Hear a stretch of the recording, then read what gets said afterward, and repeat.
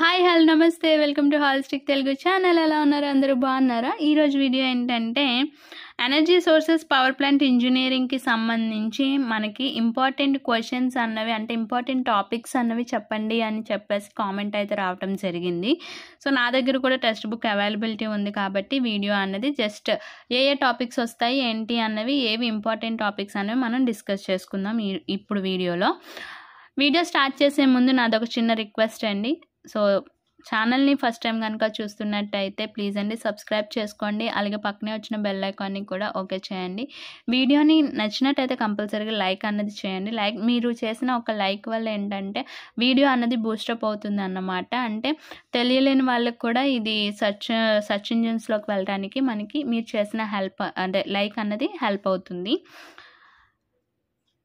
ఓకేనా? So next video ఏంటంటే energy sources of power plant engineering. First మనం time schedule అలాగే మార్క్ వెయిటేజ్ అన్నది చూద్దాము. సో ఇందులో మనకి 5 యూనిట్స్ అన్నవి ఉన్నాయి. ఈ 5 యూనిట్స్లో రెన్యూవల్ సోర్సెస్ ఆఫ్ ఎనర్జీ ఓకేనా, దీని నుంచి మనకి 9 మార్క్స్ అనేవి వస్తున్నాయి. సోలార్ అండ్ విండ్ నుంచి 22 marks, fuel cells 11 marks and bio tidal energy నుంచి మనకి 14 మార్క్స్, థర్మల్ నుంచి 14 మార్క్స్. మీరు చదవాల్సింది ఏంటి అంటే ఫస్ట్ ఎలాగో మనం 9 మార్క్స్కి షార్ట్సే వస్తాయి కాబట్టి ఇది చదువుతారు. Second unit, third unit is very simple. Okay, మొత్తం ఎస్ఏలు మొత్తం 3 ఉంటాయి. ఆ 3 చదివేసుకుంటే మనకి అయిపోతుంది. టైడల్ కూడా మనకి మీరు చదవాలనుకుంటే చదవండి, లేదంటే లేదు, స్కిప్ చేయొచ్చు 4th యూనిట్ని. నెక్స్ట్ మీరు 4th యూనిట్ కంపల్సరీగా మీరు చదువుకోండి. మొత్తం ఈ 4 యూనిట్స్ అనేవి మీరు చదువుకుంటే ఈజీగా పాస్ అయిపోవచ్చు.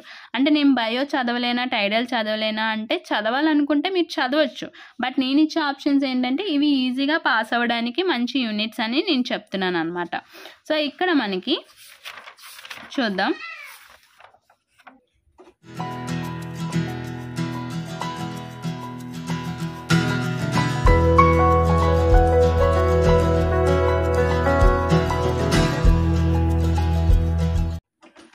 సో ఇది ఫస్ట్ యూనిట్లో ఏంటంటే మనకి రెన్యూవల్ ఎనర్జీ అంటే ఏంటి, అసలు ఎనర్జీ అంటే ఏంటి, కన్వెన్షనల్ ఎనర్జీ అంటే ఏంటి, నాన్ కన్వెన్షనల్ ఎనర్జీ అంటే ఏంటి, differences between the conventional energy and non conventional energy. So questions అండి. సో క్వశ్చన్స్ వచ్చేసరికి సేమ్ ఇదే. ఓకేనా, difference between the renewal and non renewal sources. Next non conventional sources and conventional sources. Okay, ఏవైతే headings ఉన్నాయో అవి మీరు జనరల్గా చదివితే సరిపోతుంది. Next advantages, disadvantages. Okay, advantages, disadvantages. Next need of renewal of energy. అసలు ఎందుకు మనకి రెన్యూవల్ ఎనర్జీ అంటే ఆల్టర్నేటివ్ సోర్సెస్ అన్నవి ఎందుకు ఉండాలి అన్నది మనకి తెలుస్తుంది. ఓకేనా, ఇది.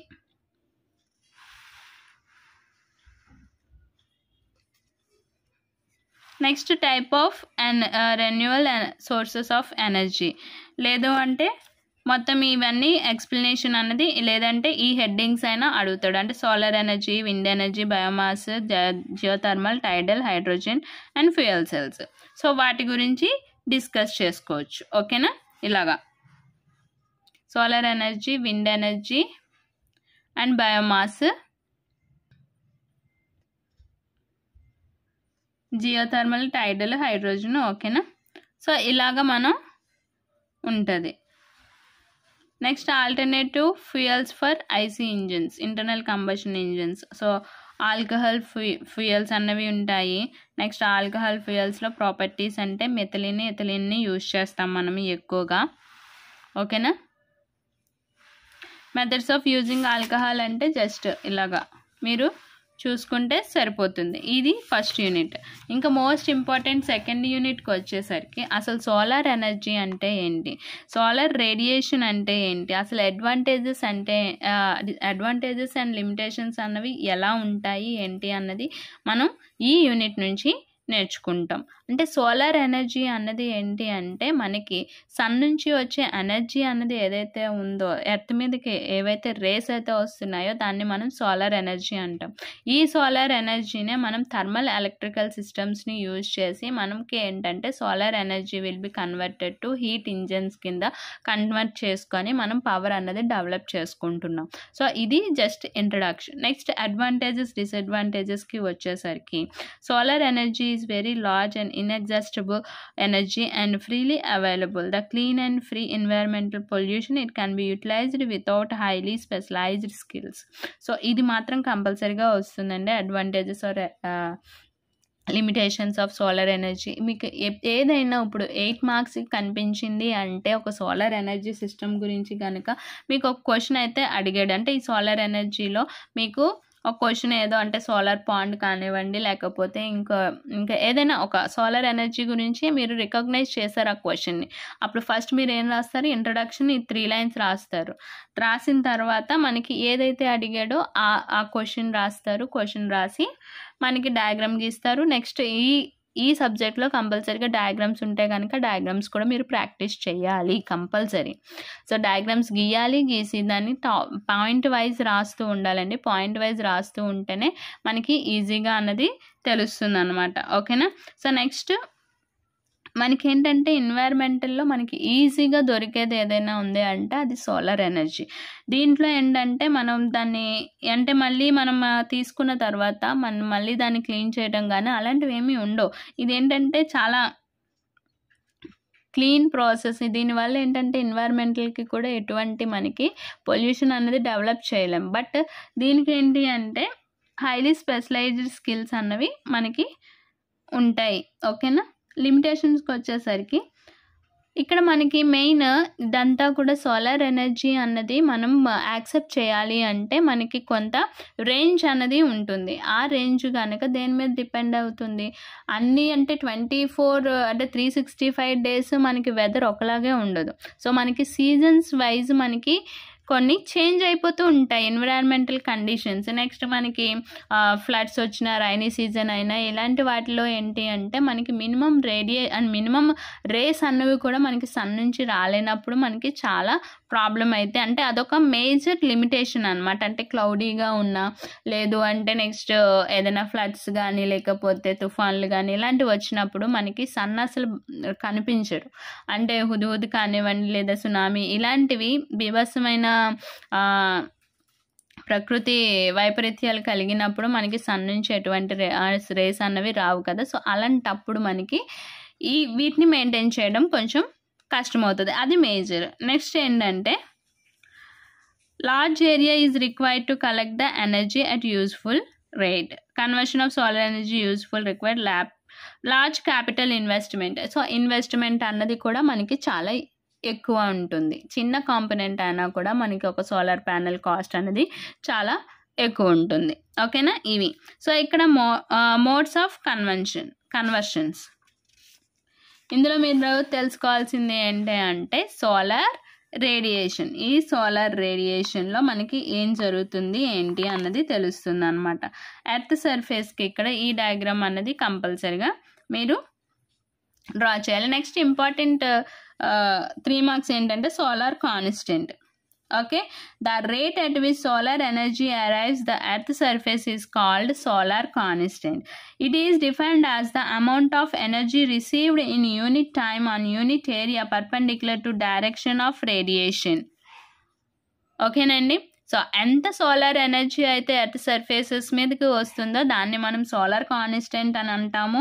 అలాగే ఒక యూనిట్ టైంలో ఒక యూనిట్ ఏరియాలో అంటే 1 మినిట్కి 1 ఏరియాకి సంబంధించి మనకి direction perpendicular to direction of రేడియేషన్ని మనం ఏంటంటారండి, సోలార్ కాన్స్టెంట్ అంటారు. It will be measured of solar constant has shown in value of 1.353 kilowatts per meter square. It is the consider as standard value of a NASA national aeronauticals and space administration నుంచి మనం ఈ value అన్నది మనం తీసుకున్నాం. The actually solar constant అన్నది స్లైడ్గా మనకి +or-3 అన్నది ఉండొచ్చు. The measurement of the need spacecraft and go to outside the earth's atmosphere. ఇదంతా కూడా మనకి సోలార్ కాన్స్టెంట్ అన్నది 3 మార్క్స్ క్వశ్చన్ అయితే వచ్చే అవకాశం అయితే ఉంది. Next measurement of solar radiation pyrometer and pyranometer pyrheliometer. So ఇదేంటంటే మొత్తం ఇది రేడియేషన్ని మెజర్ చేస్తుంది అన్నమాట. ఓకే, ఇదేంటంటే ఈ సోలార్ రేడియేషన్ ఎంతవరకు ఉంది, ఎంత పర్సంటేజ్ ఉంది, ఎలా ఉంది అన్నది మనకి పైహీలియోమీటర్ అండ్ పైరోనోమీటర్ అన్నది మనకి మెజర్ చేసి చెప్తుంది. సో ఇది పైహీలియోమీటర్. ఓకేనండి, ఇదంతా కూడా ఒక్క వీడియోలో చెప్పడం అయితే జరగదు, ఎక్స్ప్లెనేషన్ అన్నది ఇవ్వాలి. ఓకేనా? సో జస్ట్ టాపిక్స్ అయితే చెప్తున్నాను, ఇవి ఎస్ఐకి వచ్చే ఛాన్సెస్ అయితే ఉంది. Next important solar collectors. ఈ సోలార్ కలెక్టర్స్లో మనం యూజ్ చేసినవేనండి. సోలార్ అంటే సోలార్ రేడియేషన్ అన్నది ఎనర్జీగా ఎలా ట్రాన్స్ఫర్ అవుతుంది, దాన్ని మనం ఎలా యూజ్ చేస్తున్నాం అన్నదే మనకి ఇంపార్టెంట్ అనమాట. ఇక్కడ ఫ్లాట్ ప్లేట్ కలెక్టర్స్, అలాగే కాన్సన్ట్రేటింగ్ కలెక్టర్స్ ఇలా ఉన్నాయి. సో ఇవి టైప్స్. ఈ టైప్స్లో మనకి ఫ్లాట్ ప్లేట్ కలెక్టర్స్ అన్నవి ఇంపార్టెంట్. ఓకేనా? ఇది ఫ్లాట్ ప్లేట్. సో ఫ్లాట్ ప్లేట్లో లిక్విడ్ అనమాట ఇది. ఓకేనా? ఇందులో మెయిన్ ఏంటంటే మనకి transparent cover plate, observer plate, fluid tubes, insulation, casing. ఇందులో మనకి ఒక గ్లాస్ ట్రాన్స్పరెంట్ కవర్ అన్నది ఉంటుందండి. దాని మీద మనకి పర్పెండిక్యులర్గా రేస్ అన్నది పడుతున్నప్పుడు ఆ రేస్ని అబ్జర్వ్ చేసుకునేది ఈ బ్లాక్ బాడీ ఉంది కదా. సో ఈ బ్లాక్ బాడీ అన్నది మనకి ఏం చేసుకుంటుందంటే అబ్జర్వ్ చేసుకుంటుంది అనమాట. సోలార్ రేస్ని అబ్జర్వ్ చేసుకొని దాన్ని మనకి కన్వర్ట్ చేస్తూ ఉంటుంది. ఇది main. Okay, liquid flat plate collector.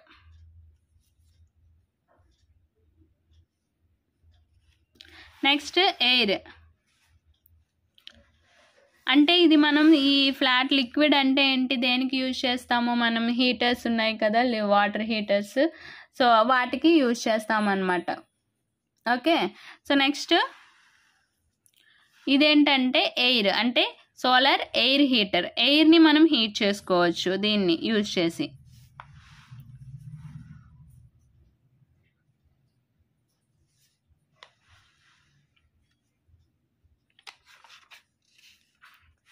Next ఇందులో మెయిన్ ఏంటంటే లైన్ ఫోకసింగ్ కలెక్టర్స్. ఓకేనా?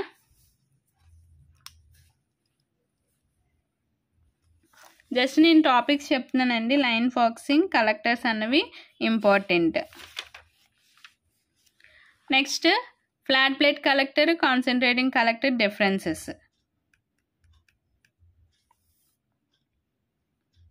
Next solar pond. Solar pond కూడా మనకి important. Working principle of solar pond and applications of solar pond. Okay, next అసలైన SI solar water heaters. Domestic solar water heater. So solar energy applications అంటే ఇది రాస్తారు. ఓకేనా? So solar water heater అంటే natural circulation, forced circulation. నేచర్లో మనకి natural circular solar water heater, forced అన్నది ఉంటుంది అనమాట. సో ఇది మనకి natural circular solar water heater. దాని కన్స్ట్రక్షన్ అయితే ఇలా ఉంటుంది. ఓకేనా?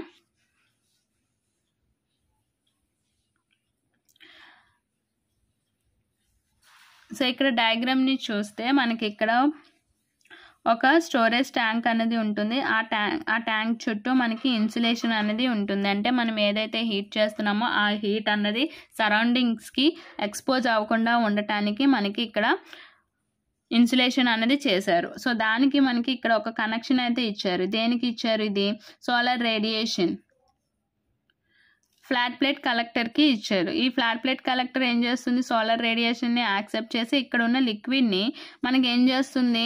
హీట్ చేసి ఆ హాట్ వాటర్ని మనకి ఇక్కడ పైకి పంపిస్తుంది. యాక్చువల్లీ మనకి ఇది cold water in. Cold water in అన్నది ఏంటంటే మనం ఫస్ట్ ఈ స్టోరేజ్ ట్యాంక్ని ఫిల్ చేసేసుకుంటాం. ఫిల్ చేసుకున్న తర్వాత దీన్ని క్లోజ్ చేసేస్తాం. క్లోజ్ చేసిన తర్వాత మనకి ఇక్కడ ఉన్న ఈ కూల్ వాటర్ని మనం ఇందులోకి ఫ్లాట్ ప్లేట్ కలెక్టర్లోకి పంపిస్తాం.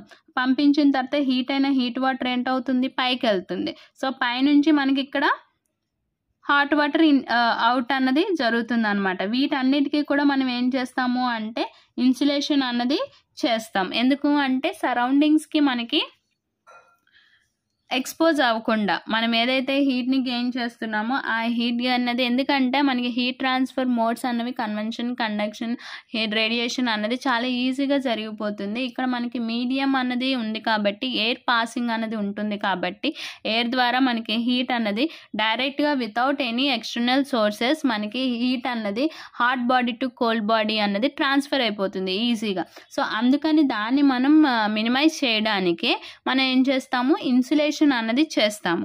సో ఇక్కడ కూడా మనం ఆ పాయింట్ అన్నది రాసుకోవచ్చు. హీట్ ట్రాన్స్ఫర్ మోడ్స్ ఏంటండి? Conduction, convention and radiation. Conduction అంటే డైరెక్ట్ కాంటాక్ట్ అవటం వల్ల మనకి హీట్ అన్నది ట్రాన్స్ఫర్ అవుతుంది. అదే కన్వెన్షన్లోకి వచ్చేసరికి త్రూ మీడియం అనమాట. అంటే ఇక్కడ ఎయిర్ అన్నది పాస్ అవుతుంది. హాట్ బాడీ నుంచి కోల్డ్ బాడీకి ఎయిర్ అన్నది, అంటే హాట్ బాడీ నుంచి ఉన్న ఎయిర్ మన కోల్డ్ బాడీకి వచ్చేటప్పుడు ఇక్కడ ఉన్న హీట్ అన్నది కోల్డ్ బాడీ వరకు వెళ్ళొచ్చు. సో కాబట్టి దాన్ని ఏమంటారు? కన్వెన్షన్ అన్నది అంటారు. సో ఇక్కడ జరిగేది కూడా కన్వెన్షనే కాబట్టి మనం టోటల్ ఈ ఎక్విప్మెంట్ ఏదైతే ఉందో పైప్స్ కానివ్వండి, ట్యాంక్స్ కానివ్వండి, అన్నిటికీ కూడా మన ఇన్సులేషన్ అన్నది చేస్తాం. ఓకేనా? ఇది వర్కింగ్ ప్రిన్సిపల్. దీన్ని మనకి ఇలా చేస్తారు. ఇక్కడ మళ్ళీ మనకి ఇక్కడ అనుకోవచ్చు hot water cold water mix అయిపోతుంది కదా అని. మిక్స్ అయిపోతున్నా ఇక్కడ మళ్ళీ మనం కోల్డ్ వాటర్ని ఇన్ చేయము. అదే వాటర్ని మళ్ళీ మనం రిపీటెడ్గా హీట్ చేస్తూ సర్క్యులేట్ చేస్తే మనకి రిక్వైర్డ్ టెంపరేచర్ అన్నది మనకి వస్తుంది. అంతవరకు కూడా మనకి ఈ ఫ్లాట్ ప్లేట్ కలెక్టర్ అన్నది వర్కింగ్లో ఉంటుందన్నమాట. సో ఇది process. So next forced circulation solar water heater.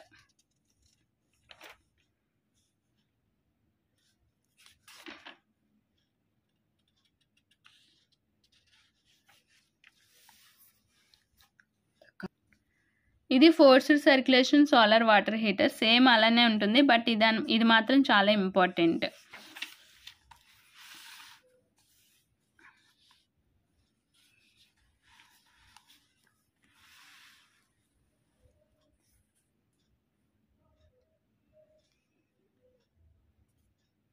మీకు నేను ఏంటంటే టెక్స్ట్ బుక్ మొత్తాన్ని నేను మీకు ఇక్కడ చూపిస్తున్నాను. ఒకవేళ ఏదైనా టాపిక్ కావాలి అన్నా మీరు పాజ్ చేసుకొని చూసుకోవచ్చు కదండి. సో అందుకని. So next solar dryer. ఒకవేళ ఇంకా మనకి టఫ్గా అడగాలి అనుకుంటే సోలార్ డ్రైయర్ గురించి అయితే అడుగుతాడు అనమాట.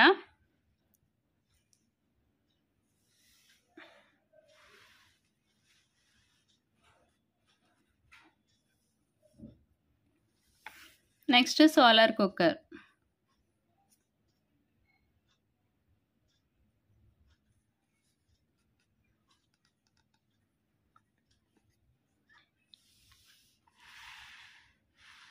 Next advantages, limitations of solar cooker.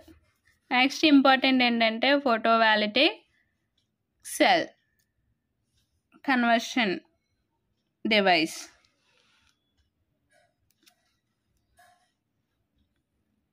ఇది కూడా ఇంపార్టెంటే మనకి ఎస్ఐస్లో.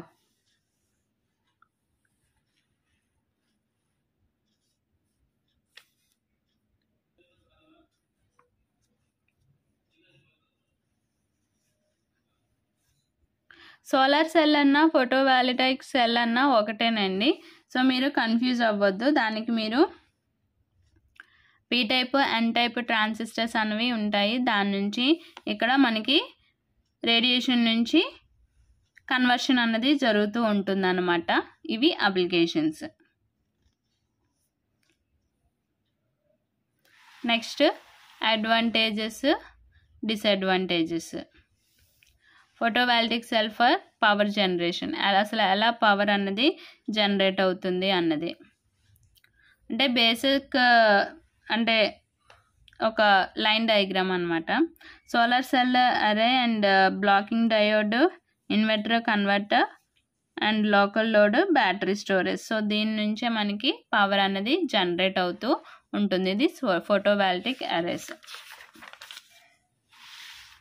ఓకేనా, ఇది సోలార్ ఎనర్జీ గురించి. ఇప్పుడు మనం విండ్ ఎనర్జీ గురించి మాట్లాడుకుందాం. విండ్ ఎనర్జీని కూడా మనం ఏంటి ఫ్రీగానే తీసుకుంటాము. దానికంటూ మనం ఏంటంటే easy availability in the environmental. So దాని నుంచి కూడా మనం విండ్ మిల్స్ని యూజ్ చేసి మనం ఎనర్జీని మనం డెవలప్ చేసుకుంటున్నాం. అంటే wind energy will be converted to mechanical energy and mechanical energy will be converted into electrical energy with using the sum special devices. Okay, so ఇక్కడ ఎయిర్ మూమెంట్ని బట్టి మనకి ఇక్కడ ఏంటంటే మనకి ఇక్కడ సోలార్ రేడియేషన్ అన్నది ఒక వాల్యూ ఎలా అయితే మనం తీసుకున్నామో ముందు దాంట్లో, ఇక్కడ కూడా ఒక విండ్ మిల్ అన్నది చాలా హెవీ కన్స్ట్రక్షన్ అండ్ చాలా హైట్లో కూడా ఉంటుంది. కాబట్టి దాన్ని మనకి ఈ విండ్ రేంజ్ అన్నది కూడా ఉంటుంది అనమాట. ఆ రేంజ్ ఎక్కడైతే మనకి, ఎందుకంటే మనకి వెదర్స్ అన్నవి 365 days ఒకలాగే ఉండవు. కాబట్టి కాన్స్టెంట్ రేంజ్ అన్నది ఎక్కడైతే ఉందో అక్కడ మాత్రమే మనం విండ్ మిల్స్ని డిజైన్ చేసి కన్స్ట్రక్షన్ అన్నది చేస్తాము. సో మన ఇండియాలో మనకి ఎక్కడ పడితే అక్కడైతే మనకి విండ్ మిల్స్ అన్నవి ఒక పర్టికులర్ ఏరియాస్లో మాత్రమే మనం విండ్ మిల్స్ని చూస్తాం. దానికి రీజన్ ఇదన్నమాట. సో మనకి ఒక కంటిన్యూస్గా మనకి రన్ అవ్వాలి అంటే ఒక రేంజ్ అన్నది ఉంటుంది. ఆ రేంజ్ ఆఫ్ ఎయిర్ మూమెంట్ ఎక్కడైతే ఉంటుందో అక్కడ మాత్రమే మనం విండ్ మిల్స్ని కన్స్ట్రక్ట్ చేస్తాము. సో దానికి సంబంధించిన అడ్వాంటేజెస్, డిసడ్వాంటేజెస్. ఈ విండ్ మిల్లో బేసిక్ ఓకేనా. విండ్ మిల్ నుంచి కూడా మనకి హారిజంటల్, వెర్టికల్ రెండు ఉంటాయి. ఆ రెండిట్లో ఏదో ఒకటి కంపల్సరీగా వస్తుంది.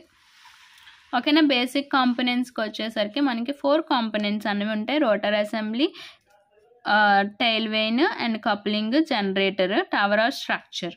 సో వీటికే మనకి ఉంటాయి అన్నమాట. ఇది basic principle of conversion and classifications of wind mills. Horizontal and vertical చెప్పాను కదండి. సో ఆ విండ్ మిల్స్లో మళ్ళీ different types: multi blade, sail blade, propeller and Savonius and Darius.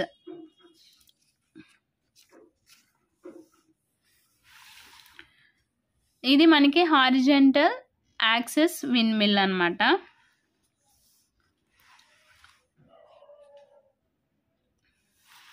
So ఇది హారిజంటల్ యాక్సెస్ విండ్ మిల్. మనకి ఇది ఏంటంటే ఇది రోటర్ బ్లేడ్స్, ఇది విండ్ మిల్ హెడ్, ఇది tail vane and tower. So ఇది మనకి ఒక గుర్తుంటుంది కదా. సో ఈ గుర్తుండని బట్టి దీని నుంచి మనకి ఇది కన్స్ట్రక్షన్, దీని నుంచి మనం రాసుకుంటాం అనమాట. Next wind mill. So wind mill నుంచి మనకి వాటర్ పంపింగ్ అంటే విండ్ పంప్. ఓకేనా. సో ఈ విండ్ పంప్ కూడా అడగొచ్చు, అంటే హారిజంటల్ యాక్సిస్ అలాగే wind pump.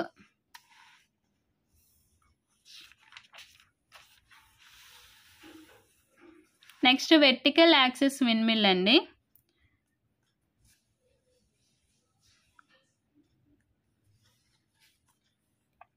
Next site selection for consideration. So మనకి ఈ సైట్ అన్నది ఎలా మనం కన్సిడరేషన్ అన్నది చేసుకోవాలి. విండ్ ఎనర్జీ కన్వర్షన్ సిస్టమ్ని బేస్ చేసుకునే మనం చేసుకోవాలన్నమాట. ఈ విండ్ ఎనర్జీని కూడా మనకి ఏంటంటే సూటబుల్ ఇన్స్టలేషన్ అంటే land of cost and ground కండిషన్ని బట్టి మనం ఇన్స్టలేషన్ అన్నది చేస్తాము. Near to generate electrical energy అన్నది మనం ప్రాపర్గా ట్రాన్స్పోర్టేషన్ అన్నది ఈజీగా చేయగలిగే ప్లేసుల్లో కూడా మనం సెట్ చేసుకోవాలి. ఓకేనా. సో ఇది సెకండ్ అండ్ ఫస్ట్ యూనిట్ అన్నమాట. దీని నుంచి మీరు చూసుకోవచ్చు. ఫస్ట్ యూనిట్, సెకండ్ యూనిట్ అనేది నేను కన్ఫామ్గా చెప్పేశాను, మొత్తం టోటల్ మోడల్స్ అన్నీ కూడా. సో మీరు చూసుకోవాలనుకుంటే చూసుకోండి, పాజ్ చేసి నోట్ చేసుకోవాలనుకున్న నోట్ చేసుకోండి. ఓకేనా. ఇది ఈ వీడియో కనుక నచ్చినట్టయితే లైక్ చేయండి, షేర్ చేయండి. అలాగే మన ఛానల్ని ఫస్ట్